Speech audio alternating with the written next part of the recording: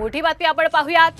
महाविद्यालयामध्ये हिजाब बंदी ही कायम असणार आहे। आताच्या घडीची मोठी बातमी आपण पाहतोय। हायकोर्टाने हिजाब बंदी विरोधातील याचिकेमध्ये ही महत्त्वाची खरं तर सुनावणी झालेली आहे। महाविद्यालयामध्ये हिजाब बंदी कायम असणार आहे। हायकोर्टाने हिजाब बंदी विरोधातील याचिका फेटाळलेली आहे।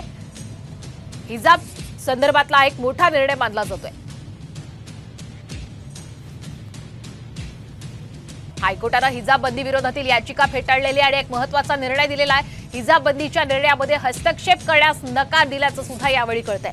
आपण पाहतोय हिजाबवरनं मोठा वाद निर्माण झाला होता आणि अधिकचे अपडेट घेऊयात आमचे प्रतिनिधी सचिन गाड यांच्याकडनं। हायकोर्टाने हिजाब बंदी संदर्भात नेमकं काय म्हटलंय सविस्तर सांगणार?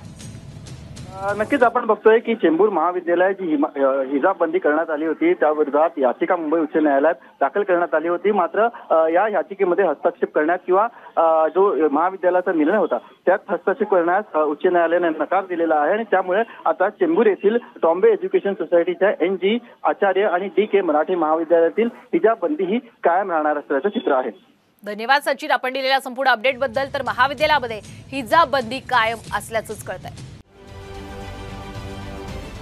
महाराष्ट्रातील सर्व बातम्यांचे विश्वासार्ह व्यासपीठ सकाळच्या सर्व सोशल मीडिया प्लॅटफॉर्मला लाईक, फॉलो आणि सबस्क्राइब करा। तसंच सर्व नोटिफिकेशनसाठी बेल आयकॉन प्रेस करायला विसरू नका।